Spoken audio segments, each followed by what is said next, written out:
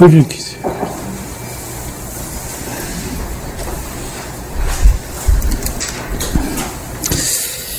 5월 24일 오후 시간입니다. 마태복음 17장은 병행본문인 마가복음과 누가복음에도 나와 있습니다. 근데 누가복음에서는 마태복음의 구조와 맥락과 비슷합니다. 엿새우를 보여주시고, 누가복음이 약간 다른데 누가복음 9장입니다.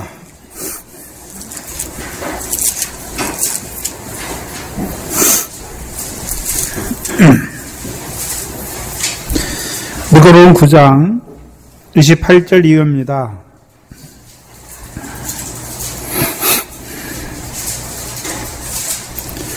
누가복음 9장의 맥락도 9장 22절에 인자가 많은 고난을 받고 장로들과 대제사장들과 서기관들의 버림받아 죽임을 당하고 제3일에 살아나야 하실 것을 가르치시고 무리에게 이르시되 아무든지 나를 따라오려거든 자기를 부인하고 날마다 제 십자가를 지고 나를 쫓을 것이니라 말씀하시고 24절에 누구든지 제 목숨을 구원코자 하면 잃을 것이요 누구든지 나를 위하여 제 목숨을 잃으면 구원하리라 말씀하시고 26절에 누구든지 나와 내 말을 부끄러워하면 인자도 자기와 아버지와 그 거룩한 천사들의 영광으로 올 때에 그 사람을 부끄러워하리라. 여기서 말씀하시죠. 여기는요 갚아주시는 것보다 부끄러움에 대해서 말씀하시죠.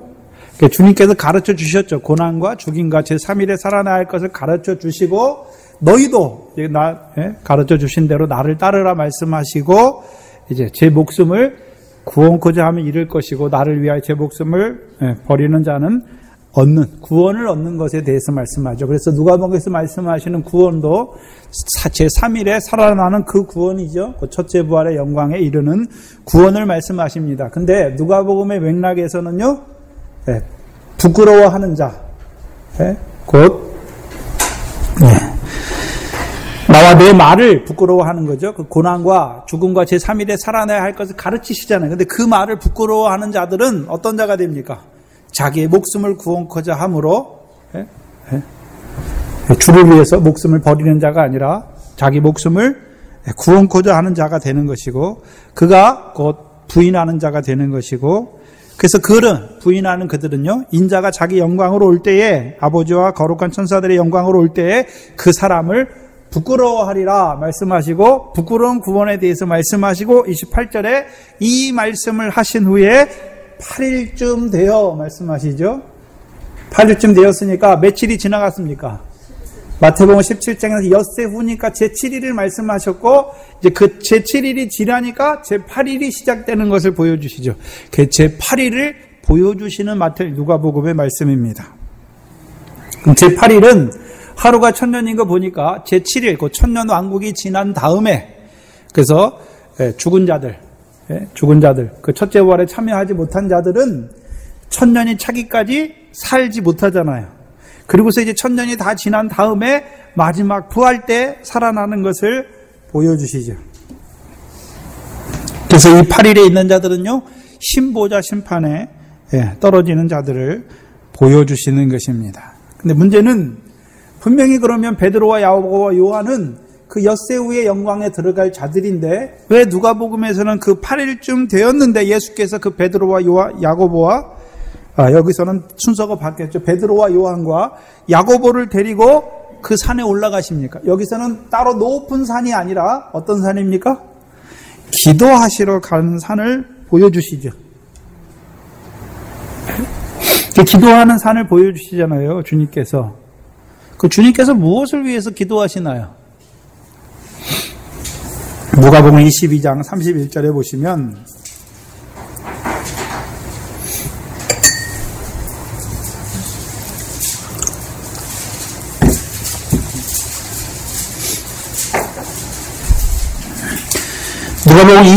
누가복음 22장의 맥락은 15절에 때가 이름에 예수께서 사도들과 함께 앉으사 이르시기를 내가 고난 받기 전에 너희와 함께 이 유월절 먹기를 원하였노라. 그래서 이 유월절, 그러면 주님만 먹는 유월절이 아니라 제자들도 함께 먹기를 원하는 이 유월절이죠. 이 유월절이 무엇입니까? 이 유월절을 먹어야 고난받고 죽임을 당하는 자리에 서는 것입니다. 네. 그 이 유월절 먹는 자들에게 29절에 내 아버지께서 나라를 내게 맡기신 것 같이 나도 너희에게 맡겨 너희로 내 나라에 있어 내 상에서 먹고 마시며 또는 보좌에 앉아 이스라엘 12지파를 다스리게 하리라 말씀하죠. 그래서 이 유월절을 먹는 자들에게 주님께서 하나님 아버지께서 그 나라를 맡기시는 거죠. 하나님 나라를 맡기시는 거죠. 이들이 누굽니까? 하나님 나라를 전파하는 보내심을 받은 자들이죠. 그렇죠? 그래서 이들이 사람 낳는 어부, 하나님 나라 전파할 뿐만 아니라 어부를 낚아서 가나안 땅에 들어오게 하셔서 권능과 오병을 통하여 하나님 나라 일을 결실하는 자로 세우실 뿐만 아니라 다윗의 자손으로 7병을 나누어 주어서 그들로 하여금 다윗의 자손으로 말미암은 그 7병을 받아먹은 자로 하나님 나라 유업을 얻는 열매 맺는 하나님의 백성으로 세우시죠. 그게 맡기시는 거죠. 그리고 그들에게 31절에 시몬아 시몬아 보라 사단이 밀가부로 타려고 너를 청구하였으나 그러나 내가 너를 위하여 내 믿음이 떨어지지 않기를 기도하였노라 말씀하시죠. 너는 돌이킨 후에 내 형제를 굳게 하라.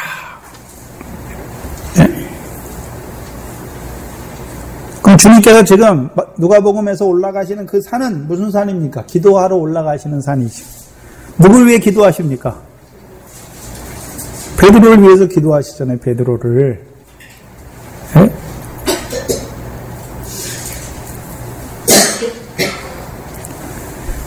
베드로를 위해서 기도하시죠. 그럼 베드로는 어떤 베드로였습니까? 고난과 죽임과 제3일에 살아나야 할 것을 가르침 받은 베드로죠. 근데 베드로가 누가복음 22장의 본문에서는 31절에서는 베드로라고 부릅니까? 시몬아 시몬아 부르십니까?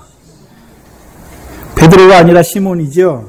그러면 그 말씀, 고난과 죽음에 대한 말씀을 받았지만 시몬이라고 썼을 때는 어떤 자가 됐습니까? 주를 위하여 목숨을 버리는 자입니까? 자기 목숨을 구원하는 자가 되어버렸습니까? 자기 육신의 목숨을 구원하는 그 자리가 어떤 자리입니까? 부끄러움을 당하는 자리죠. 인자가 그 영광으로 올 때에 3일에 살아나는 그 영광에 들어가는 자가 이르러 부끄러움을 당하는 그 자리에 선 그 베드로를 위해서 기도하는 거죠.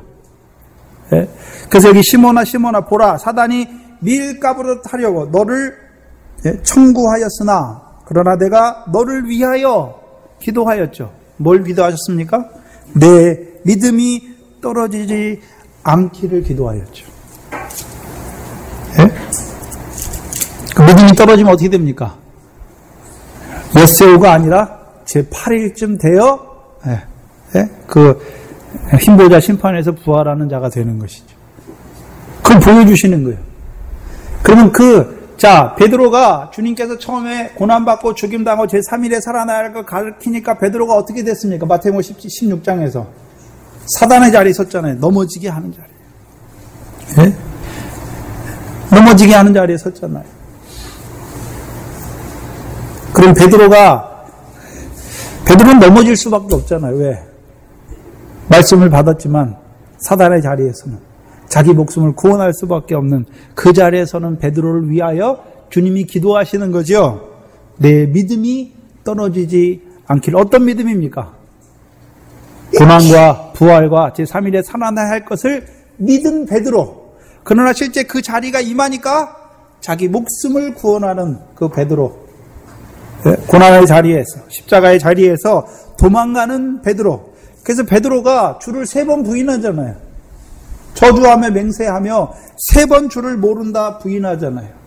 근데 주님께서요, 닭의 소리를 통하여 때를 알려주셔서 그로 하여금 회개하고 울고 통곡하게 하시죠. 그리고 돌이켜 주시는 것입니다. 그래서 이제 그 베드로, 부인할 수밖에 없는 그 베드로를 이제 요한복음 21장에는요, 내가 젊었을 때는 내가 띠띠고 내가 원하는 대로 갔지만 나이 들어서는 그러하여금 이제 주를 위하여 죽는 자로 세우실 것을, 어떠한 죽음으로 죽으실 것을 보여주시는 것이죠. 그런데 문제는 그럼 베드로와 야고보와 요한은 그 8일 만에 살아나는 자입니까? 엿새 후에 살아나는 자입니까? 엿새 후에 살아나는 자죠. 그럼 그에게 왜 누가복음에서 왜 그 기도하는 산을 보여주십니까? 그럼 주님만 기도해야 된단 말입니까? 너희도 이 고난과 죽음과 제3일에 살아나야 할 것을 받은 자들이 어떤 자가 될 때요? 사람의 아들이 되어서 자기 목숨을 구원하는 그들을 위해서 기도해야 되는 자로 세우시기 위해서 보내심 받은 거죠. 그걸 보여주시는 게 누가복음 8장이에요. 누가복음에서 말씀하시는 따로 높은 산입니다. 그래서 주님께서 이제 겟세마네에 가서 기도하시죠. 마태복음 마지막, 누가복음이나 마가복음 마지막 가면 겟세마네에 가서 기도하시잖아요. 마지막 만찬을 하신 다음에 겟세마네에 기도하시죠. 뭘 기도하십니까? 기도하실 때 마태, 마가는 베드로, 야고보, 요한을 따로 데리고 가셔서 기도하시잖아요. 그들에게 뭐라고 말씀하십니까? 시험에 들지 않게 깨어있어 기도하라. 그럼 어떤 시험입니까? 그들에게 주시는 시험이요. 고난과 죽임과 제3일에 살아나야 할 것을 가르침을 받은 자들에게 주시는 시험이 무엇입니까? 고난 당하게 하시고 죽음의 그 자리를 가게 하시는데 깨어있지 못하면, 기도하여서 시험에 들지 않게 깨어있지 못하면 어떻게 된단 말입니까? 떨어지는 것을 보여주는 거죠. 자기 목숨을 구원하는 자리에, 주를 위하여 목숨을 버려야 될 그 자리에서 자기의 목숨을 구원하는 자가 될 수밖에 없는 것을 보여주시잖아요. 그래서 마태복음 10장의 맥락에서는 양을 이리 가운데 보내시죠. 보내시는 자리가 어디입니까? 채찍질 받는 자리와 죽는 자리죠. 근데 그때 뭐라 그랬습니까? 너희가 그때에 무슨 말을 할까 근심하지 말라. 성령께서, 아버지께서 성령을 보내주셔서 친히 말하게 하실 것이다.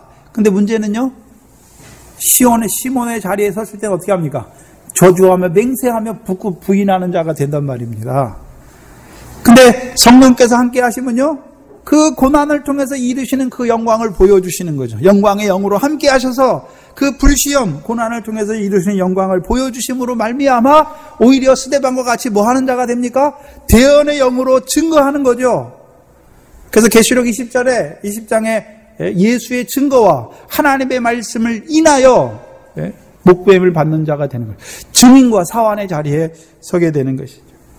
근데 문제는 시험에 들지 않게 깨어있어 기도해야 되는데, 문제는 무엇입니까? 육신이 약하도다. 겟세마네 기도가 뭡니까? 겟세마네는 감람나무가 많은 산이에요. 그렇죠? 겟세마네 동산에 무슨 나무가 많습니까? 감람나무가 많죠. 그러면 그 산에 올라가는 자들은 무슨 기도입니까? 그 기도가 뭔가요? 기름을 짜는 기도죠. 신랑을 예비하는 등보는 있어요. 말씀은 있는데 뭐가 없으면요? 기름이 없으면 맞지 못하는 자리죠. 근데 문제는 그 자리에서 자고 있잖아요. 그 마태, 마가, 누가는 뭐만 보여줍니까? 예수님께서 기도하시는데 한 음성밖에 못 들어요. 아버지여, 이 잔을 할 수만 있거든 내게서 물러가기를 원하나. 그러나 내 원대로 마옵시고 아버지 원대로 되기를 원하느라. 그 기도만 듣고 다 자요. 마태, 마가, 누가는 다 잤다고 그랬잖아요. 예수님의 기도가 뭔지 몰라요. 하나는 들었죠.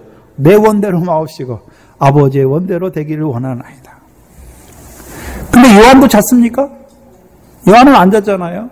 그래서 요한복음 17장이 뭡니까? 예수님께서 그 겟세마네 하는 기도의 내용을 요한이 다 들었어요. 그래서 요한복음 17장이 예수님의 기도예요. 6월절 13장 때부터 6월절 어린 양의 만찬 잔치가 시작되죠. 그걸 먹은 자들, 그래서 13장부터가, 그래서 예수님이 그 마지막 기도하시고 일주일이 가장 잘 나타나는 데가 요한복음이에요. 그 요한복음 17장에 가니까요, 그래서 13장부터 시작되잖아요. 13장에 6월절이 시작되고, 그 다음에 발 닦는 것을 보여주시고, 14장에 가서 뭘 보여주십니까? 내가 너희를 위하여 처소를 예비하러 가는 것을 보여주시고, 내가 가는 게 너희에게 더 유익이다 말씀하시죠. 내가 가면 이제 진리의 성령을 너희로 보여줘서 진리 가운데로 행하게 하실 것을 보여주시고, 그 진리의 성령이 오시면 이제 요한복음 15장에서 뭐 합니까? 열매 맺게 하죠. 열매가 뭡니까? 새 계명이죠. 서로 사랑하는 열매를 맺게 하시는 것이죠. 그리고 16장을 보여주시고 17장에 이제 예수님의 기도를 보여주세요. 근데 요한은 예수님께서 그 겟세마네 하는 기도를 다 들었기 때문에 요한복음에서는 17장의 기도가 다 나와요. 무슨 기도를 했는지. 요한복음 17장 기도가 뭡니까? 영생을 위한 기도잖아요. 영생을 위한 기도. 그래서 요한복음엔 따로 높은 산이 안 나와요. 왜 안 나옵니까? 자, 따로 높은 산이 다 고만고만한데 하나가 딱 높은 거죠. 마태 마가는 고만고만한 믿음인데 따로 높은 산 17장에 보여주는 거죠. 따로 높은 산. 근데 요한복음은 자 보세요. 그러면 우리가 히말라야가 제일 높잖아요. 히말라야 산맥에 가면 히말라야 산만 따로 높습니까? 그 옆에 있는 산들도 다 높습니까? 다 높아요. 그래서 요한복음은 다 높은 산이에요. 따로 높은 산이 없어요. 다 높은 산이에요. 요한복음 2장부터 1장과 2장에서 시작하죠. 갈릴리 가나 혼인잔치부터 시작하잖아요. 이미 따로 높은 산에 올려놓고 시작하는 거죠. 근데 마태 마가는요. 누가는요. 그 신앙까지 잘하지 않았잖아요. 그래서 5장의 산부터 시작해서 15장의 시온산까지 올라가게 하시고 그 시온산에서 이제 따로 높은 헐몬산까지 올라가는 것을 보여주시는 거잖아요. 근데 요한복음은요. 따로 높은 산에서 시작하는 거예요. 갈릴리 가나 혼인 잔치의 그 영광의 표적을 보여주시고 그 영광에 들어가게 하기 위해서 인자의 살과 피로 오셨고 그 인자의 살과 피를 먹는 자를 자기와 같은 자로 세워가시는 주님의 모습을 보여주시는 거죠. 그래서 요한복음에서는 21장에 가면요. 내가 나를 사랑하느냐? 내 어린 양을 먹이라, 내 양을 먹이라, 내 양을 치라, 내 양을 먹이라 하는 자리에 세워주시죠. 보내시는 거잖아요. 베드로를. 그러면 양을 먹이고 치고, 내 어린 양을 먹이고, 양을 치고, 내 양을 먹이는 그 자리가 어떤 자입니까? 보내심을 받은 자리죠. 그럼 내 양을 어떻게 먹입니까? 사람 막는 어부의 일을. 내 양을 치는 것은요? 권능과 오병을 통해서 아브라함의 자손으로 결실하는. 그 다음에는요. 내 양을 먹이는 거는요. 다윗의 자손으로 오신 양을 통해서 칠병을 먹여주시는 자로 세워주시는 것이죠. 그 일을 하는 자들에게 고난과 핍박을 통해서 이루시는 영광을 보여주시는 것입니다.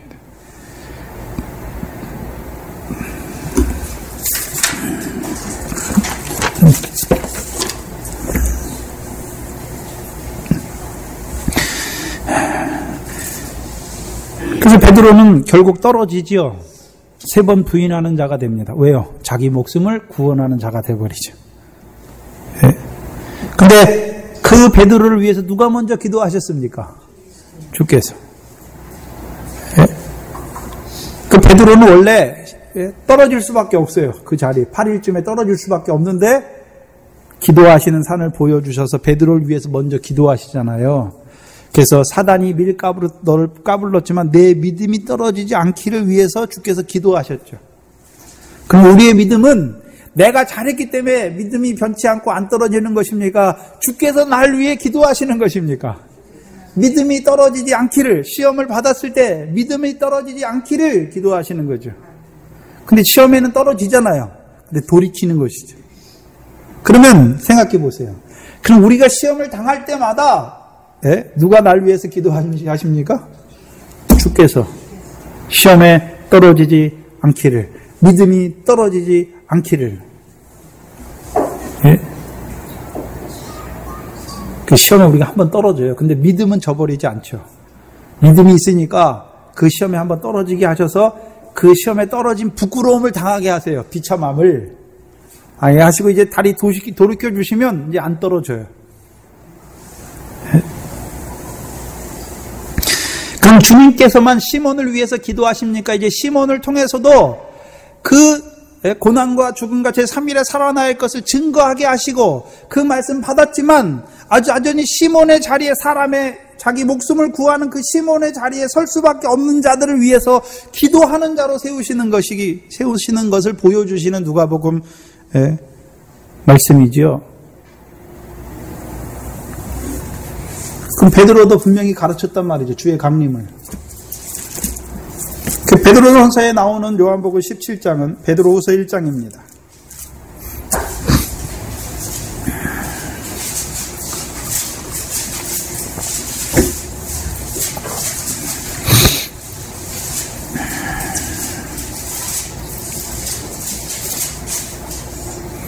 베드로후서 1장 13절 이하에 보시면 내가 이 장막에 있을 동안에 너희를 일깨워 생각하게 함이 옳은 줄로 여기노니. 그럼 베드로후서를 쓰는 목적이 무엇입니까?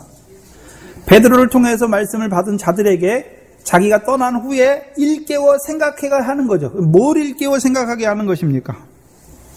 14절에 이는 우리 주 예수 그리스도께서 내게 지시한 것 같이 나도 이 장막을 벗어날 것이 임박한 줄 알미라. 내가 힘써 너희로 하여금 나의 떠난 후에라도 필요할 때는 이런 것을 생각나게 하려 하노라. 그럼 뭘 생각나게 하시기 위해서 지금 베드로후서를 쓰고 있는 거죠. 네? 16절에 우리 구주 예수 그리스도의 능력과 강림하심을 너희에게 알게 한 것. 그럼 베드로가 살아있을 때 베드로를 통해서 말씀을 받는 자들에게 알게 하신 게 무엇입니까? 두 가지지요. 주 예수 그리스도의 능력, 그게 첫 번째예요. 그 다음에는요, 그 능력만 보여주십니까? 강림하심을 또 알게 하셨습니까? 강림하심이죠. 그럼 베드로를 통해서 주 예수 그리스도의 능력, 첫 번째 알게 한 게 무엇입니까? 주 예수 그리스도의 능력입니다. 예수 그리스도의 능력이 아니다. 능력이 아니죠. 고린도전서에는 그리스도는 하나님의 능력이요 지혜라고 말씀했는데 거기서는 그리스도가 하나님의 능력이죠. 하나님의 능력인 그리스도를 알게 하는 것이고, 지금 베드로후서를 통해서는 베드로를 사도를 통해서는요 우리 주 예수 그리스도의 능력을 알게 했죠. 우리 주 예수 그리스도의 능력이 어디 나옵니까?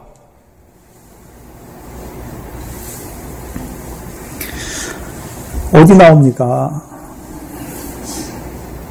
로마서 7장 25절에 우리 주 예수 그리스도로 말미암아 하나님께 감사하리로다. 우리가 육체로는 죄의 법을, 마음으로는 하나님의 법을 섬기게 하시는. 베드로후서를 접어놓으시고 고린도전서 15장을 봐야죠.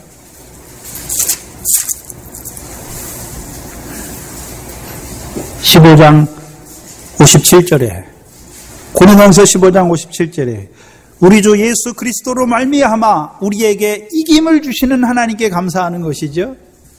네? 뭘 감사합니까? 그러면 우리 주 예수 그리스도의 능력이 무엇입니까?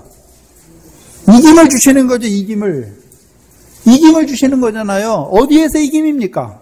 로마서 7장 25절에 보니까 육체로는 죄의 법을 섬기는 그 법에서 어떻게 하십니까? 이기게 하시는 거죠. 이기는 것이 무엇입니까? 그러면 생명의 성령의 법으로 죄와 사망의 법을 이기는 것이죠.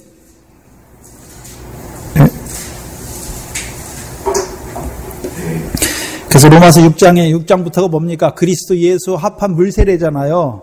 물세례 받았지만 우리는 여전히 육신으로는 죄의 법을 섬길 수밖에 없는데 우리를 어떻게 이기게 하십니까? 그리스도 예수의 사람으로 세워서 육체와 함께 정과 욕심을 못 받게 하시고 이제는요 성령의 소욕으로만 쫓아 살게 하셔서 이기게 하시는 거죠. 네? 그 생명의 성령의 법 안에서 이제 죄와 사망의 법을 온전히 이기는 자 되게 하는 거죠. 네?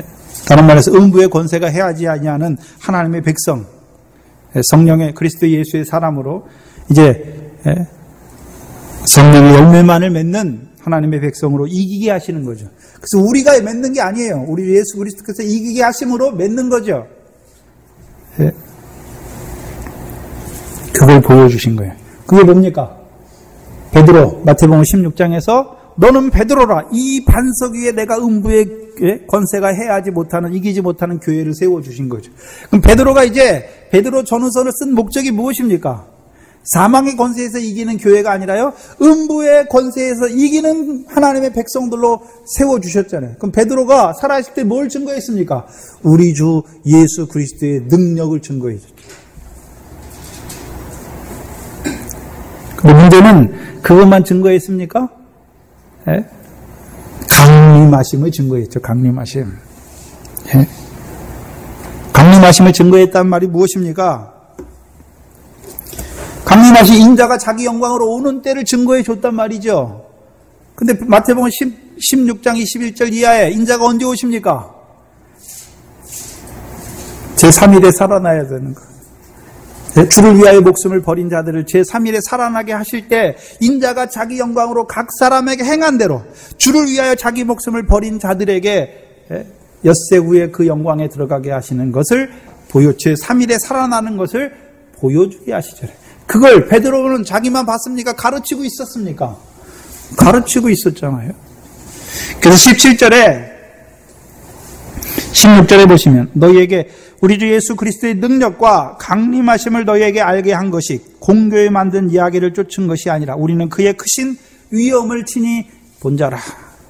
17절에 지극히 큰 영광 중에 이러한 소리가 나기를 그에게 나기를 이는 내 사랑하는 아들이요 내 기뻐하는 자라 하실 때 저가 하나님 아버지께 존귀와 영광을 받으셨느니라. 이 소리는 우리가 저와 함께 거룩한 산에 있을 때에 하늘로서 나옴을 들은 것이라.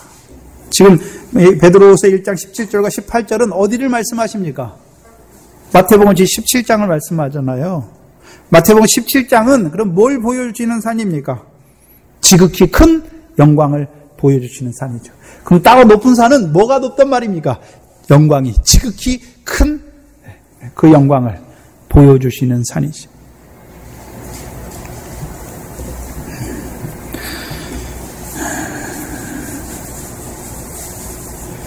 그럼 베드로를 통해서 베드로를 통해서 주시는 말씀을 받는 자들에게 주의 강림은 언제 강림입니까? 엿새 후에 지극히 큰 영광 중에 인자가 자기 영광을 가지고 오는데 어떤 자들에게요? 주를 위하여 자기 목숨을 버린 자들에게 지극히 큰 영광으로 갚아주시는 엿새 후에 따로 높은 산을 보여주시는 거예요. 그게 지금 마태복음 17장이에요. 그래서 그 영광을 보여주심으로 이제 고난과 십자가의 길을 가게 하시는 거예요.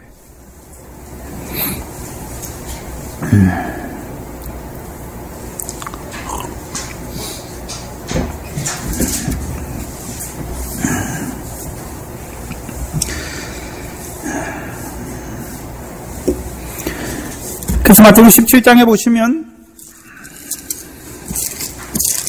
주께서 이제 얼굴이 저희 앞에서 변형돼서 얼굴이 해같이 빛나고 그 옷이 빛과 같이 휘어지는 걸 보여주시죠. 그렇죠? 네.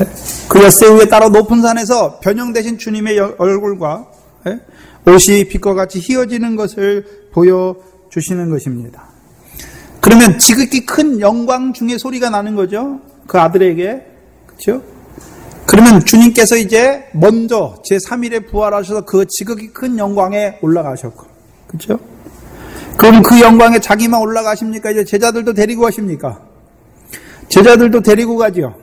그러면 지극히 큰 영광을, 예수님의 지극히 큰 영광을 모든 백성을 위해서 고난받고 죽임당하고 제3일에 살아남으로 부활의 첫 열매가 되신 만왕의 왕의 영광의 주로 부활하신 그 영광을 보여주시는 거죠. 제자들에게. 17장이. 그 왜 보여주십니까? 그럼 주님이 이렇게, 내가 이렇게 영광스럽다 이걸만 보란 말입니까? 네? 그럼 주님의 영광은 보란 말입니까? 고린도후서 3장이잖아요. 고린도후서 3장.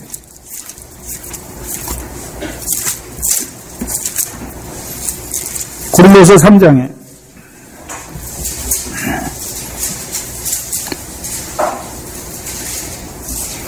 3장 18절에 우리가 다 수건을 벗은 얼굴로 거울을 보는 것 같이 누구의 영광을 봅니까?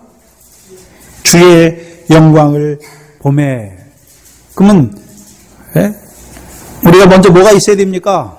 수건을 벗어야 되는 거죠. 수건을 벗어야 뭘 볼 수 있습니까? 주의 영광을 보는 거죠. 그럼 주의 영광을 본다는 의미가 뭡니까? 그럼 주께서 이렇게 영광스럽다는 것만 보는 것입니까? 주의 영광과 같은 형상으로 화하여 영광으로 영광에 이르리. 그럼 주의 영광은 자기의 영광스러움만 보여주십니까? 그 영광을 보게 하셔서 우리도 그 영광스러운 자로 세워주신단 말입니까? 우리도 그 영광으로 변화시켜 주시는 거잖아요. 그것이 주님의 영광스러운 부활이 우리에게 보여주시는 거예요. 그래서 우리가 영광스러운 부활의 주님을 봤다. 그러면 그 영광의 부활이 우리와 무슨 상관이 있습니까? 그 영광의 부활에 우리도 영광스러운 자로 우리를 변화시켜 주시는 것입니다. 그래서 오늘 마태복음 17장 2절에 보시면 저희 앞에서 변형되사, 왜 저희 앞에서 변형되십니까? 그럼 예수님이 자기 영광만 나타내려면 자기 혼자 따로 높은 산에 올라가서 자기 영광을 탁 나타내면 되는데 왜 따로 높은 산에 제자들을 데려가시고 그들 앞에서, 저희 앞에서 왜 변형되는 것을 보여주시는 것입니까? 여기 변형되다는 헬라어가요, 메타몰포인데요. 요게 고린도후서 3장 18절에 그의 영광을 보매 저와 같은 형상으로 메타몰포예요. 변화되어, 변형되어. 그럼 주님의 그 영광스러운 모습을 통하여 제자들도 지극히 큰 영광으로 변화시켜주는 것을 보여주시는 거죠. 그걸 보여주시는 거예요. 자, 그럼 이것이 어디에 연결되냐 하면요, 출애굽기 34장에 연결되죠. 출애굽기 34장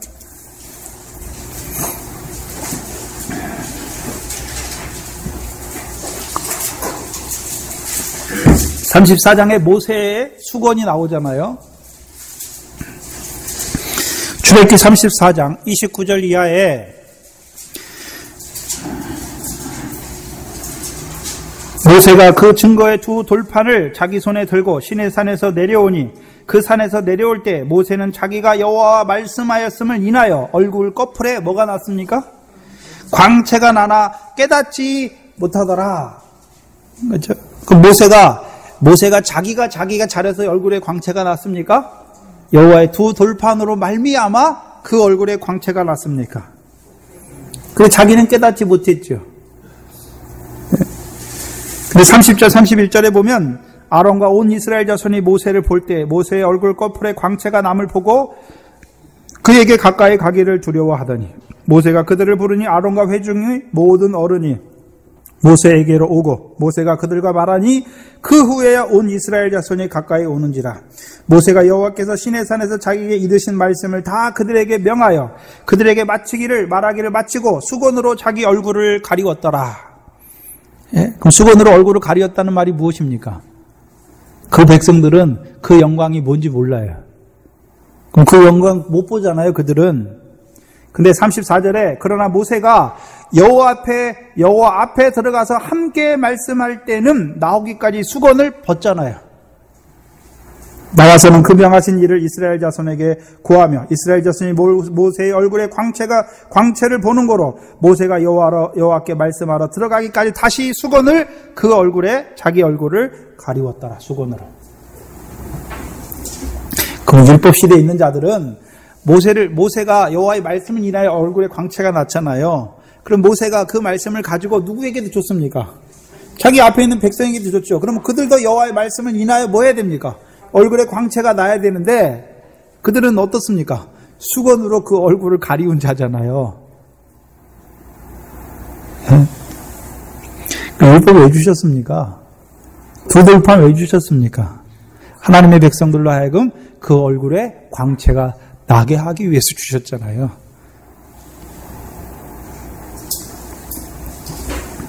그러면 자, 모세가 여호와의 말씀하잖아요. 여호와하고 말씀하잖아요. 히브리서 1장을 보시면 그 성경을 앞뒤로 가면서 빨리 읽어야 되는 게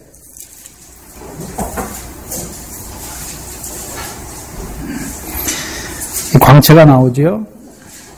히브리서 1장 1절부터 보시면 옛적에 선지자들로 여러 부분과 여러 모양으로 우리 조상에게 말씀하신 하나님이 이 모든 날 마지막에 아들로 우리에게 말씀하셨으니 이 아들을 만유의 후사로 세우시고 또 저로 말미암아 모든 세계를 지으셨느니라. 이 아들은 마지막 날에 만유의 후사로 세우신 이 아들은 하나님의 영광의 무엇입니까? 광채잖아요. 광채. 그 본체의 형상이라. 그러면 모세가 두 돌판을 인하여 여호와의 말씀하셨음을 인하여 얼굴에 광채가 났잖아요. 그러면 모세에게 있는 광채가 누구로 말미암은 광채입니까? 아들의 광채잖아요. 아들의 광채. 모세가 하나님의 영광을 직접 본 것이 아니라 그 아들의 영광, 말씀이 육신이 되어 우리 가운데 오심에 우리가 그 영광을 보니 독생자의 영광이요. 은혜와 진리가 충만하잖아요. 2절에 보시면, 히브리서 1장 2절에 보시면 이 모든 날 마지막에 아들로 우리에게 말씀하셨잖아요. 그럼 아들로 우리에게 말씀하신 목적이 무엇입니까? 그 아들은 하나님의 영광의 광채시니까 그 광채를 말씀을 통해서 그 앞에 온 자들에게 비춰주신 목적이 무엇입니까? 그들도 그 말씀을 인하여서 얼굴에 광채가 나는 자들로 세워주시기 위해서.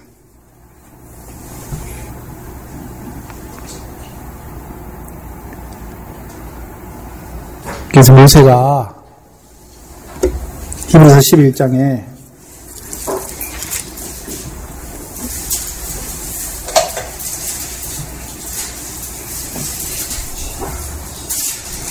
(11장 24절) 이하에 믿음으로 모세는 곧 장성하여 바로의 공주의 아들이라 칭함을 거절하고 도리어 하나님의 백성과 함께 고난받기를 잠시 죄악의 낙을 누리는 것보다 더 좋아하고 그리스도를 위하여 받는 능욕을 애굽의 모든 보화보다 더 큰 재물로 여겼으니 이는 상주심을 바라봄이라 말씀하셨잖아요. 그럼 모세는 어떤 자입니까? 그리스도를 위하여 능욕을 받는 자죠. 네? 다른 말로 하면요, 나를 위하여 고난과 죽임을 받는 자라는 것을 보여주시는 거죠. 네? 그리스도를 위하여 능욕 받았어요. 그러면 그가 뭐 때문에 그랬습니까? 상 주심을 바라봄이죠. 그럼 모세는 어떤 상을 바라봤을까요? 어떤 영광을 바라봤을까요? 고난, 그리스도를 위하여 받는 고난과 죽임을 당하고 제3일에 엿새 후에 그 영광을 바라본 자라는 것이죠. 네? 그럼 모세가 산에 올라가서 두 돌판을 받았잖아요. 그런 말에 얼굴에 영광의 광채가 비쳤잖아요. 광채가 있잖아요. 그러면 모세가 올라간 산은 어떤 산입니까? 따로 높은 산에 올라갔죠. 따로 높은 산에 올라갔죠. 네. 그 모세는 무슨 계명 받았습니까? 세 계명이에요. 근데 그 앞에 있는 자들은 얼굴에 수건을 가리니까 세 계명이 아니라 율법의 계명으로 가지고 있는 거죠. 그럼 그 영광을 보지 못하는 것이죠. 그래서 모세는 어떤 자입니까? 보내심을 받은 자예요. 보내심을 받은 자. 애굽에 있는 자들에게 유월절과 홍해 세례를 통하여 물세례 주게 하고 또 광야의 연단을 통하여 그들로 하여금 아브라함의 별과 같은 하늘의 별과 같은 아브라함의 씨로 세우는 그 종이잖아요. 어부의 일을 하는 자. 또 아브라함의 아들로 세우는, 거듭나서 하나님의 나라를 보는 자들로 세우는 그 모세잖아요. 근데 모세는 그러면 아브라함의 씨까지만 봅니까? 그 씨들이 요단 동편에서 가나안 땅에 들어가서 가나안 땅을 얻게 하시는 하나님의 뜻도 다 보고는 있습니까? 다 보고 있잖아요. 그럼 모세는 어떤 자입니까? 그리스도를 위하여 능욕받았다라는 말이 무엇입니까? 지극히 작은 자 하나에게 하는 자잖아요. 네? 지극히 작은 자에게 모세가 어떻게 했습니까? 애굽의 10가지 이행을 통해서 유월절 먹는 자로 세우잖아요. 나눠주는 거죠. 모세가 없으면 그들이 유월절 못 먹어요. 그럼 모세는 뭐 하는 자입니까? 하나님의 백성이면서도 애굽에서요, 유월절과 무교병이 뭔지 모르는 자들에게 유월절을 먹여주는 자, 나누어주는 자죠. 그리고 그 피를 인설조 문지방에 바르는 자로 세울 뿐만 아니라 홍해 세례를 통하여 이제 애굽에서 나오게 하는 자가 되고, 또한 광야에서 시내산에서 여호와의 말씀을 주어서 그들로 하여금 말씀으로 말미암아 가나안 땅으로 가는 자들로 세우는 것이고, 그래서 모세를 통해서 그 40년 연단을 받게 하시고 그 요단 동편까지 이르게 하시잖아요. 그러나 모세는 거기만 보는 게 아니라요, 신명기 딱 보면 뭐가 나옵니까? 너희가 가나안 땅에 들어가서 너희가 여호와의 명령을 청종하면 여호와께서 이른 비와 늦은 비를 주어서 너희로 하여금 그 가나안 땅에 결실과 열매로 풍성하게 하셔서 옥토를 주신 하나님을 찬송하는 자로 세울 것이다. 곧 너희로 하여금 하나님의 나라를 유업으로 얻는 자로 세울 것이다. 근데 이들은요, 가려져 있으니까 그것을 알지 못하는 것이다. 모세는 보고 있는 것이다. 그럼 모세는 어떤 삶을 살았습니까? 그리스도를 위하여 능욕받는 삶을 살았죠. 고난받는 삶을 살았단 말이에요. 마태복음 17장, 16장 21절 말씀과 같이 많은 고난과 죽임과 제3일에 살아나야 할 것을 가르쳐 주셨죠, 모세에게. 그러니까 모세도 그 가르침 받은 대로 자기 부인, 자기 십자가 지는 삶을 살았단 말입니다.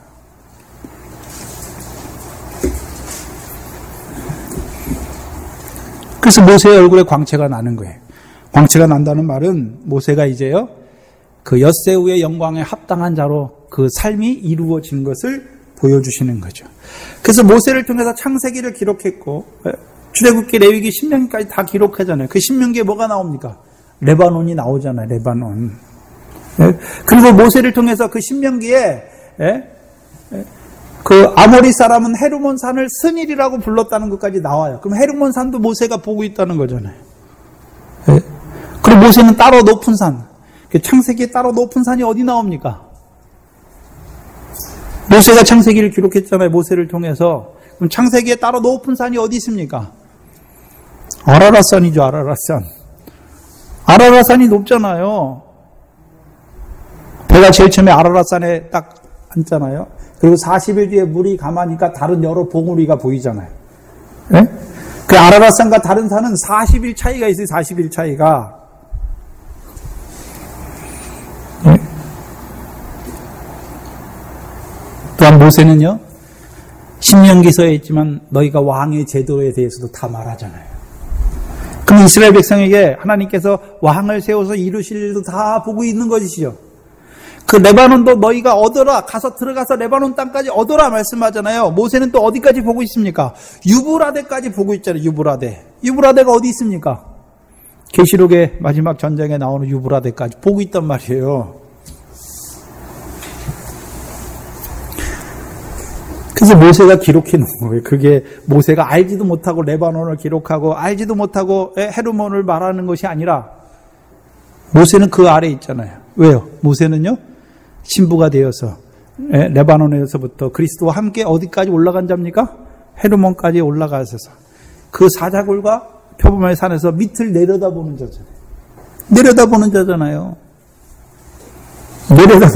내려다보는 자. 그러니까요, 그리스도를 위하여 그 따로 높은 산에서 그 영광을 바라보니까 이제 자기의 삶은 어떤 삶입니까? 그리스도를 위하여 받는 능욕을 기뻐하는 삶을 살아가는 자예요. 그게 얼굴에 광채가 나는 삶입니다.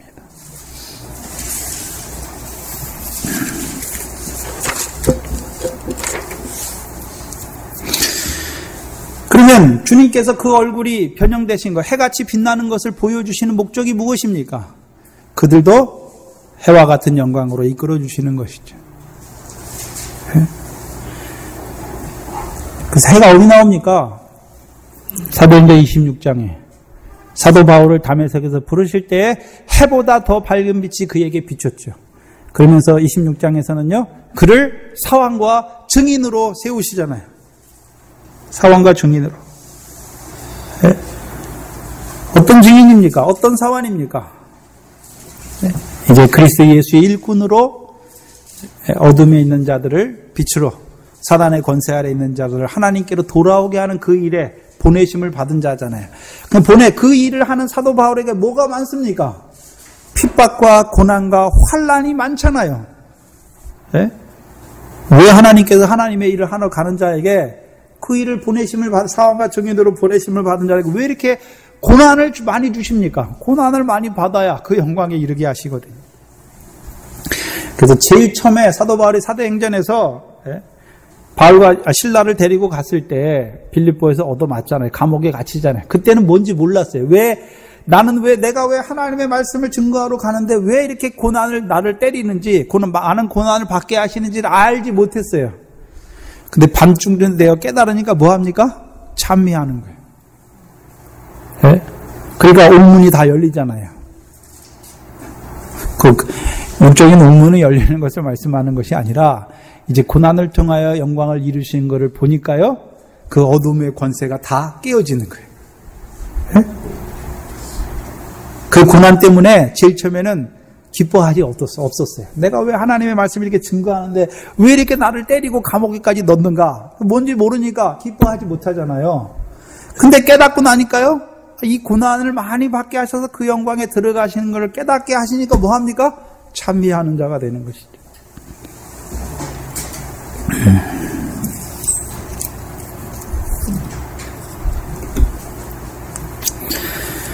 그럼 주님께서 해가 힘있게 비쳤잖아요. 누구에게서 잘 나타납니까? 스데반이죠, 스데반. 네? 스데반이 핍박을 받잖아요. 죽임을 당하는데 얼굴이 뭐같이 됩니까? 천사같이. 왜요? 그 고난과 죽임을 당할 때 해가 힘있게 비쳐서 그 영광에 이르게 하시는 역사를 보여주시는 것입니다. 주님이 변형되는 모습은 주님의 변화만 우리에게 그 영광스러운 모습만 보여주는 게 아니라 그 영광스러운 모습을 통해서 우리도 그 영광스러운 모습의 자리에 서게 하시는 것이죠. 주께서 누구 앞에서 변형되십니까? 제자들 앞에서. 데리고 간 제자들 앞에서. 그래서 우리에게 너희가 순교하면 그 영광을 주시는 걸 보여주시는 것이 아니라 순교의 영광, 그 첫째와 영광을 보여주셔서 이제 고난받는 자리에서도 기뻐하고 즐거워하는 자로 세워주시는 것을 말씀해 주시는 것입니다. 또한 두 번째는요, 옷이 빛과 같이 희어졌더라. 그럼 주님의 옷이 빛과 같이 희다는 말은 히브리서 4장 5절에 그는 우리와 같이 모든 시험을 받았으나 죄는 없으시죠. 죄와 흠이 없어요. 그래서 베드로전서 1장 19절에는 흠없고 점없는 어린 양 같은 그리스도의 보배로운 피로 하신 것이라. 그러면 그리스도는 어떤 삶을 살았습니까? 흠없고 점없는 삶을 살았죠. 흠도 없고 점도 없어요. 그러면 주님의 옷이 빛과 같이 희어지는 것을 왜 제자들에게 보여주십니까? 주님의 옷을 보여주시잖아요. 주님의 옷은 마태복음 14장에 34절에 34절 이하에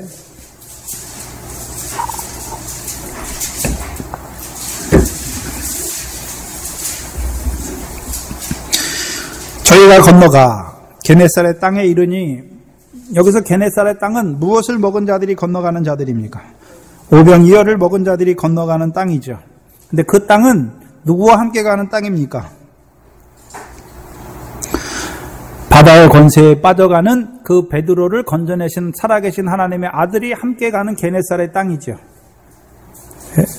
오병을 먹었지만 바다에 빠져가잖아요. 근데 주께서 하나님의 아들이 건져주시잖아요. 건져주셔서 가는 땅이 어디입니까? 게네사렛 땅이죠. 근데 게네사렛 땅에 가면 35절에 그곳 사람들이, 게네사렛 땅에 있는 사람들이 예수이신 줄 알고 그 근방에 두루 통지하여 모든 병든 자를 예수께 데리고 와서 다만 그 예수의 옷가에라도 손을 대게 하기를 간구하니 손을 대는 자는 다 뭘 받습니까? 나음을 받았더라. 그래서 민수기 15장 39절 40절이잖아요. 예수님의 옷을 만진 자는 어떻게 됩니까? 하나님 앞에 거룩한 자가 되잖아요. 하나님 앞에 거룩한 자. 모든 행실이 거룩한 자가 된단 말입니다. 곧 오병이어를 먹은 대로 살게 되는 거죠. 오병이어는 무엇입니까? 미래 결실, 100배, 60배, 30배 결실하게 하는 거죠. 그럼 오병을 먹은 자들의 결실이 무엇입니까? 세상 염려와 재리의 유혹에서 벗어나서 100배, 60배, 30배 결실을 하는 미래 결실을 보여주시고, 또한요, 그 미래 결실을 하는 자들을 천국의 아들들로 세우시고 밭된 세상에 심으셔서 곡식단 되게 하시는, 그걸 보여주시는 거죠. 그 밀과 보리의 결실을 하는 자들로. 그래서 밀과 보리의 결실을 하는 자들만 서도 모든 행실이 거룩한 자가 돼요.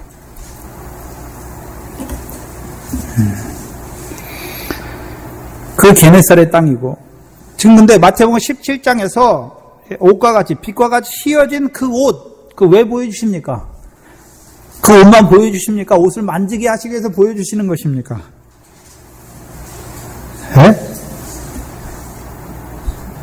옷을 만지는 거예요, 믿음으로. 생각해 보세요. 게네사렛 땅에서, 자, 혈루병 걸린 여인이 예수님의 겉옷을 만지니까 낫잖아요.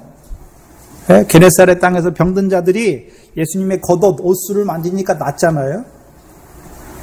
그럼 저와 여러분 옷을 어떻게 만집니까? 지금 우리 앞에 예수님이 옷 입고 다니니까 만집니까? 믿음으로 만지는 것을 보여주시잖아요. 네? 그 믿음으로 만진다는 말이 무엇입니까? 네? 자, 게네사렛 땅에서 예수님의 옷을 만지면 하나님 앞에 거룩한 자가 돼요. 그러면 하나님 앞에 하나님께서 그 백성을 거룩하게 하시기 위해서 주신 것이 무엇입니까? 주신 것이 무엇입니까? 율법이잖아요. 율법 왜 주셨습니까? 거룩한 백성 되게 하게 주셨잖아요. 네? 근데 구약의 율법은 내가 지켜야 되잖아요. 근데 신약의 율법은 어떻게 하셨습니까? 우리가 지킵니까? 네? 새 영과 새 신을 주어서 우리로 율례와 규례를 지켜 행하게 하시는 것입니까? 율례와 규례를 지켜 행하게 하시는 것이죠. 곧 예루살렘에서부터 나오는 여호와의 율법으로 여호와의 말씀으로 말미암아 하늘의 상을 얻는 밀과 보리의 결실을 하는 자들로 세워주시는 것이죠. 그게 게네사렛 땅에 예수님의 겉옷이고, 지금 마태복음 17장의 옷은 빛과 같이 휘어진 옷이잖아요. 이 옷을 만지는 자도 그러면 어떻게 됩니까? 어떻게 돼요? 휘어지게 되는 것이죠. 마태복음 17장에서 말하는 그 옷, 계시록 7장입니다. 그럼 그 옷이 우리와 무슨 관계가 있습니까?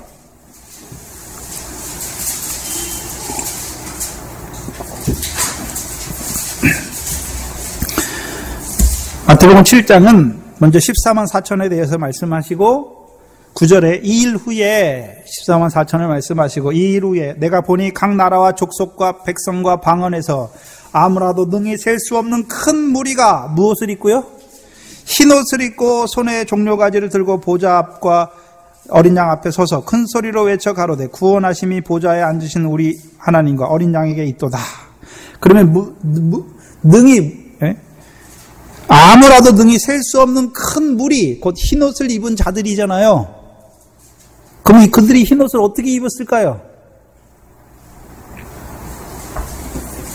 13절에 장로 중에 하나가 응하여 내게 이르되 이 흰옷 입은 자들이 누구며 또 어디서 왔는지 아느냐? 어디서 왔느냐? 14절에 내가 가로되 주여 당신이 알리이다 하니 그가 나더러 이르되 이는 어디에서 나온 자들입니까? 어디에서 나온 자들입니까?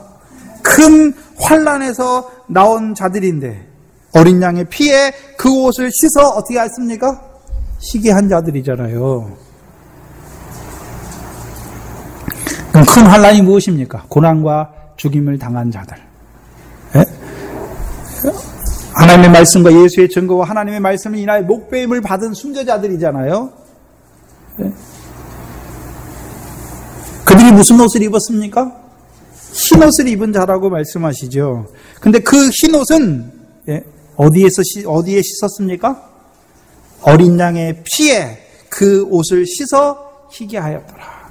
그러면 흰옷은 누구 피에 씻어야 흰옷이 됩니까? 어린 양의 피에 그 옷을 씻어야 흰옷이 되는 것입니다. 그럼 주님께서 지금 17장에서 자기 옷이 빛과 같이 휘어지는 것을 왜 보여주십니까? 어린 양의 피에 그 옷을 씻어서 우리의 옷을 흰옷, 우리를 희게 하셔서 그 흰옷을 우리가 입은 자들로 세워주시기 위함이죠.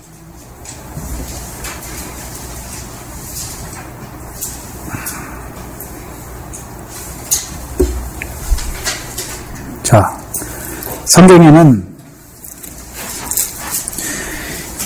예수님의 피가 나오죠. 어린 양의 피. 어린 양의 피. 어린 양의 피만 나옵니까? 그리스도의 피도 나옵니까? 그리스도의 피. 그리스도의 피만 나옵니까? 이제 어린 양의 피도 나옵니까?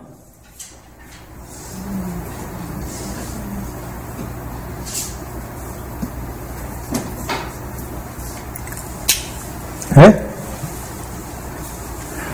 예수의 피가 나오잖아요. 그래서 어린 양, 6월절 잡고 어린 양을 잡고 그 피를 어디에 바릅니까? 문지방과 문 좌우 설주에 바르니까 뭐가 넘어갑니까? 애굽의 저주가 넘어가잖아요. 애굽의 저주가 넘어가게 하는 게 어린 양의 피예요. 6월절 어린 양의 피, 예수 십자가의 피란 말이죠. 그 피를 바르기만 하면 뭐가 넘어갑니까? 애굽의 재앙이 넘어간단 말이죠. 그럼 애굽의 재앙만 넘어가면 다 됐습니까? 그리스도의 피가 또 뿌려져야 됩니까? 그리스도의 피. 히브리서 9장 14절이죠.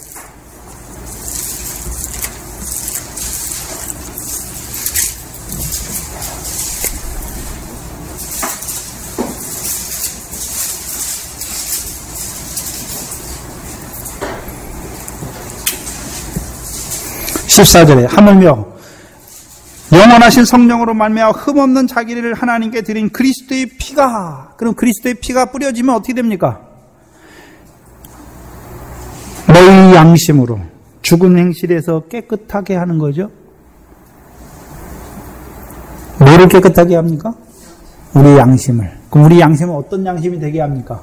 베드로전서 3장에 선한 양심이 하나님을 향하여 찾아가게 하는 거죠. 그럼 뭐가 선한 양심입니까?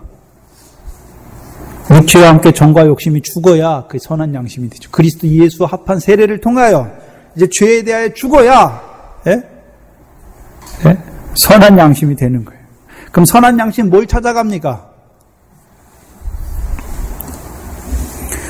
그리스도 예수의 사람들, 그럼 이제 다음에 이제 뭘 찾아가나요? 성령의 소욕으로 말미암아 하나님 나라를 유업으로 얻는 열매 맺는 그걸 찾아가잖아요. 그래서 이 그리스도 피가 뭡니까? 성령의 피뿌림이에요. 갈라디아서 3장 16절에 율법의 저주에서 속량하신 그리스도의 피를 우리에게 뿌려주시는 거죠. 그래서 그 피를 뿌림받은 자들은 율법의 저주에서 속량하시는 그 사랑 안에서 자라게 하시지요. 왜 자라게 하십니까? 성령의 피뿌림을 통해서 우리 마음에 하나님의 사랑을 부어주어서 그 사랑으로 우리도요 형제를 사랑하는 자 되게 하시는 거죠. 그 그리스도의 피뿌림이에요. 그럼 그리스도의 피뿌림을 받는 자들은 어떤 자들로 세움받습니까? 음부의 권세가 해하지 아니하는 하나님의 교회, 그리스도 예수의 사람으로 세워주시는 것이고, 마지막에요, 어린 양의 피에 그 옷을 빨아 희게 한 자들, 그들은 어떤 자들입니까?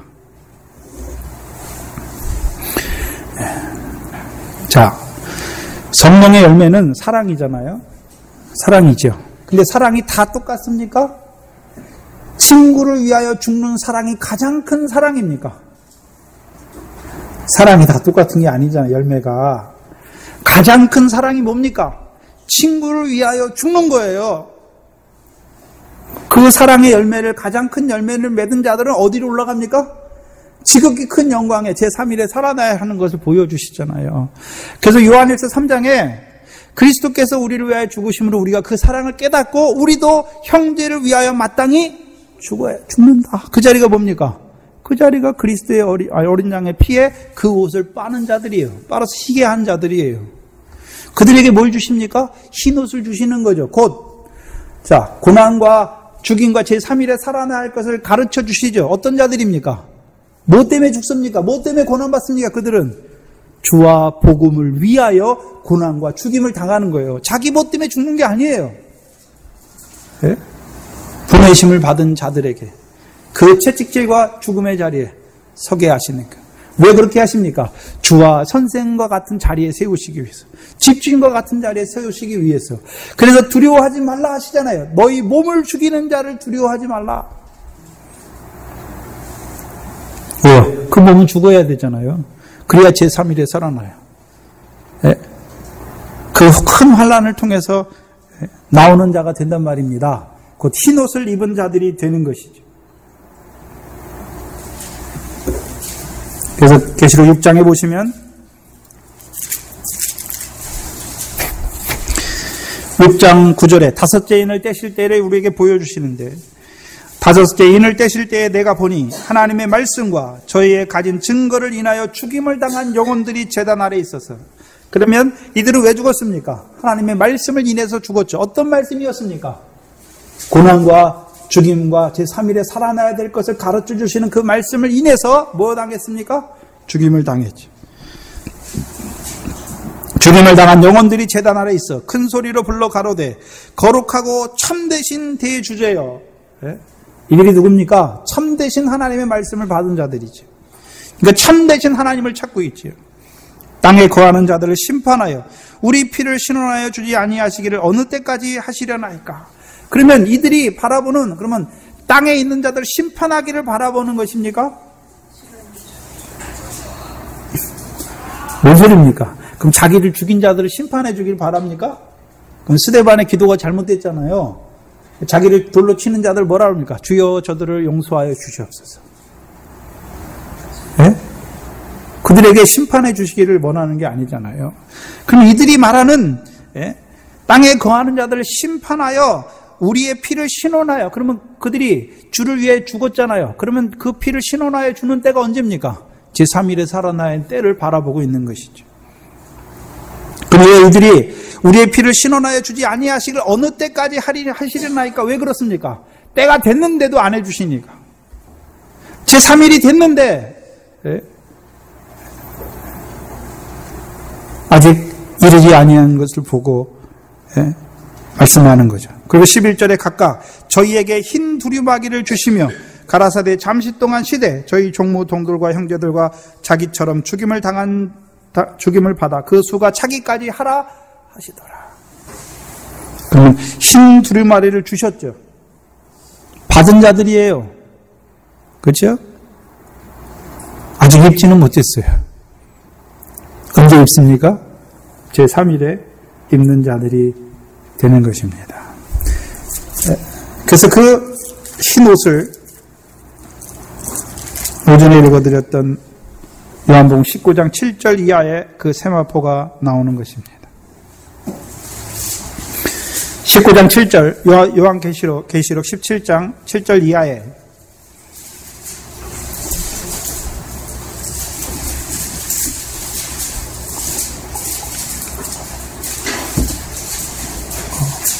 이거 안 들리네.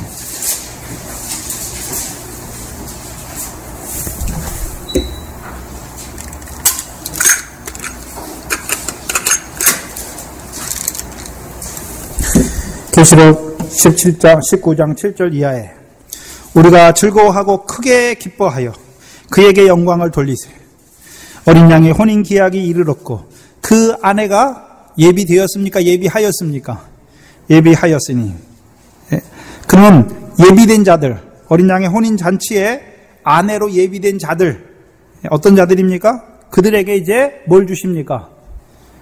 그에게 허락하사 빛나고 깨끗한 세마포를 입게 하셨으니 이 세마포는 성도의 옳은 행실이라 하더라. 천사가 내게 말하기를 기록하라. 어린 양의 혼인잔치에 청함을 입은 자들이 복이 있도다 하고 또 내게 말하되 이것은 하나님의 참되신 말씀이라 하시기로. 그러면 어린 양의 혼인잔치에 청함을 받는 자들이 입은 옷이 무엇입니까? 세마포죠, 세마포. 그런데 그 세마포는 어떤 세마포입니까? 빛나고 깨끗한 세마포를 입게 하시는 것입니다. 네? 언제요? 제3일에. 네?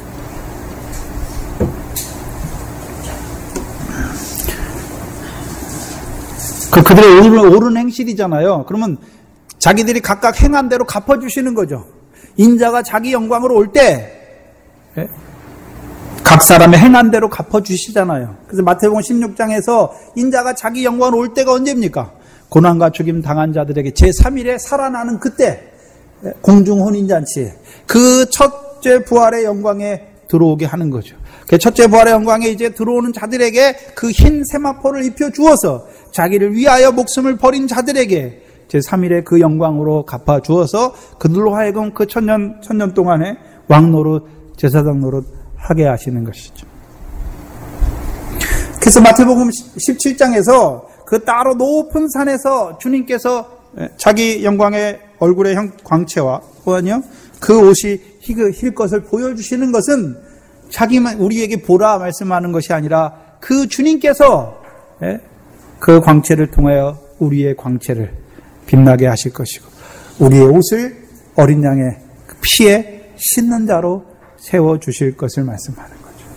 그럼 우리가 순교를 할 때 그때 우리의 피로 말미암아 어린 양의 옷에 씻지만 그 전에가 어떤 자로 살아가야 됩니까? 자기 부인, 자기 십자가로 지는 그 삶이 옳은 행실이고 옳은 행실을 하는 자들을 이제 죽게 하셔서 그 어린 양의 피에 그 옷을 씻어주셔서 신부의 예복을 입는 자로 흰 두루마기를 입는 자로 세워주시는 거예요. 그래서 주님께서 계시록 1장에 보면 발에 끌리시는 옷을 입자. 그게 두루마기예요. 흰 두루마기. 우리도 그 두루마기를 입혀주시죠. 그럼 우리도 발에 끌리는 옷을 입혀주세요. 그러면 이 첫째 부활의 영광에 참여하는 자들은 이제 둘째 사망의 해가 없잖아요. 둘째 사망의 해는 자기가 행한 대로 갚으시는 그것도 심판이죠. 근데 그 발을 가려주셨어요. 우리가 발이 더러워지잖아요. 근데 그 발을 다 가려주셨으니까 원래는 우리가 순교자지만 잘못한 게 있잖아요. 해받는 것들이 있잖아요. 사망 가운데 죽은 것도 있고 죽은 것들이 있잖아요. 죽었으면 그것이 그 사망 가운데 죽은 자를 내어주니까 흰보자 심판에서 해안 받잖아요. 근데 그것을 다 가려주셔서 첫째 부활에 참여하는 자들은 둘째 사망의 해를 받지 않도록 가려주시는 거예요. 얼마나 귀합니까? 왜 가려주십니까? 우리로 하여금 온전한 상과 영광을 얻는 자로 세워주시는 것이죠. 주님께서 오늘도 뭐 하십니까? 우리를 그 따로 높은 산으로 데리고 가시는 거예요. 그리고서 이제요, 따로 높은 산에서 보게 하시는 거예요. 그 첫째 부활의 영광을 보여주시고 그 영광으로 말미암아 보게 하시는 거예요. 뭐를요? 고난과 죽임. 그 사자굴과 표범산을 내려다보게 하시니까 그 대적을 통하여 고난받게 하시고 죽임을 당하게 하는 그것이 무엇입니까?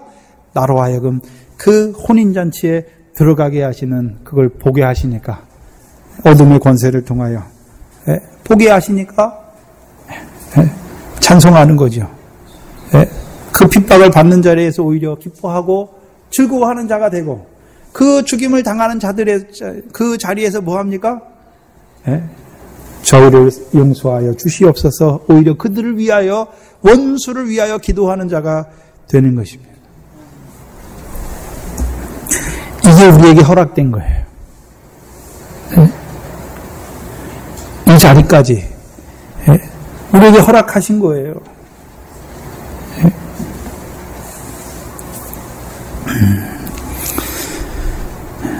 그래서 우리 앞에는 엿새우가 있습니다.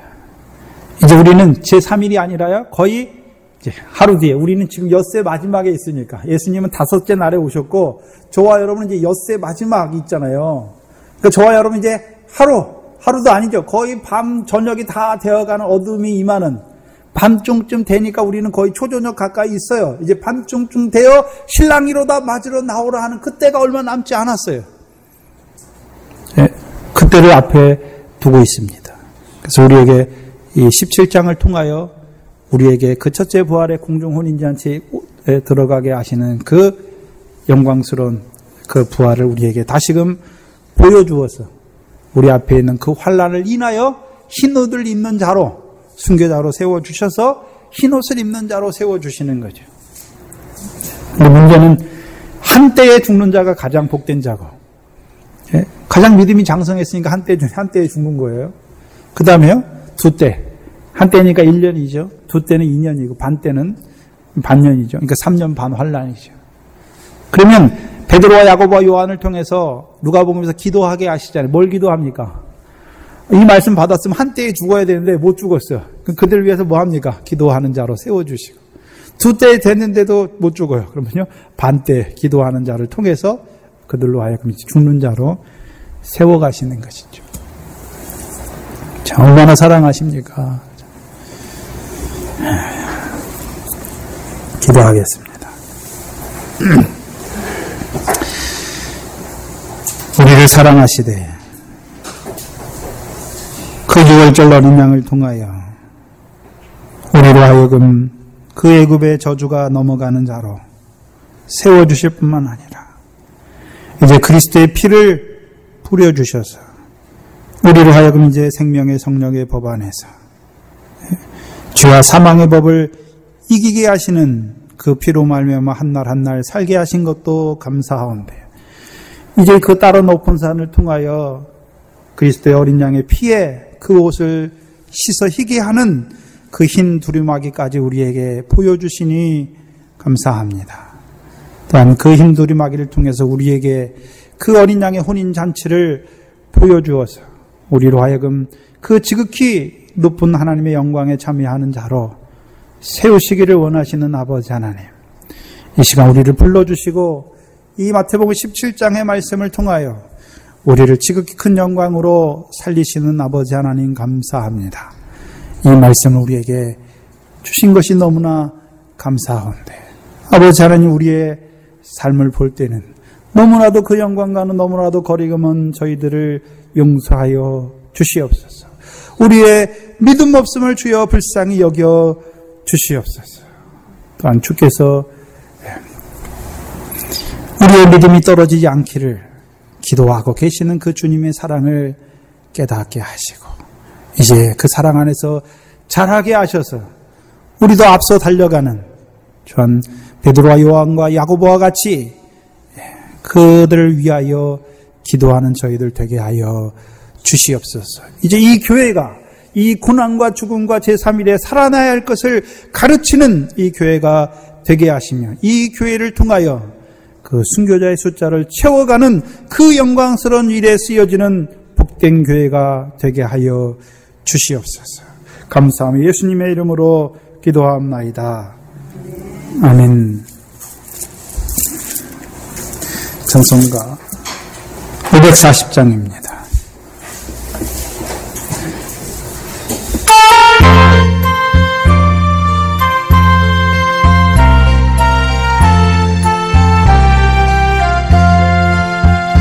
이 세상 지나가도 저 천성 가까워 기다리던 그 영광 보인다. 이 어둠 밤이 가도새나 밝으니 저 하늘 나라 영광 참 밝게 빛난다. 사랑의 그 주 예수 단샘을 내시니 목마른 나의 영이 샘을 마신다. 이 세상 사는 동안 내 생수 되시고 그 나라에 이르러 내 기쁨 되신다. 내 주의 계시는 그 깊은 사랑이 내 평생 사는 동안 내 차고 넘친다. 저 천성 이르러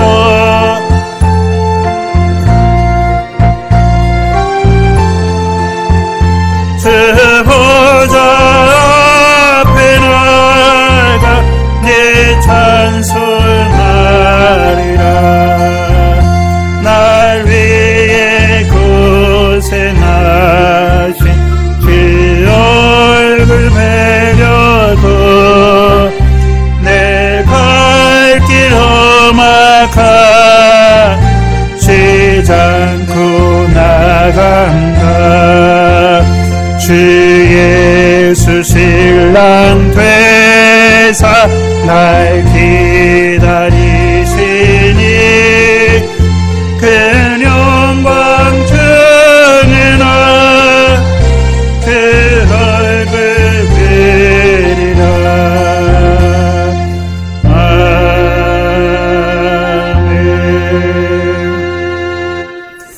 지금은 고난받는 때입니다. 아직 죽임을 당하는 자리는 없지요. 이제 고난을 통해서 기름을 예비하게 하시고, 기름이 차야, 그렇죠? 기름이 예비돼야 이제 그 환난을 통해서 이제 죽게 하시는 것이죠. 그래서 지금 우리에게 보여주시잖아요. 그걸 첫 3년반 환난 통해서 이루시는 첫째 부활의 영광을 보여주시는 것은 첫 3년반 환난의 때 기름을 예비하면 늦어요.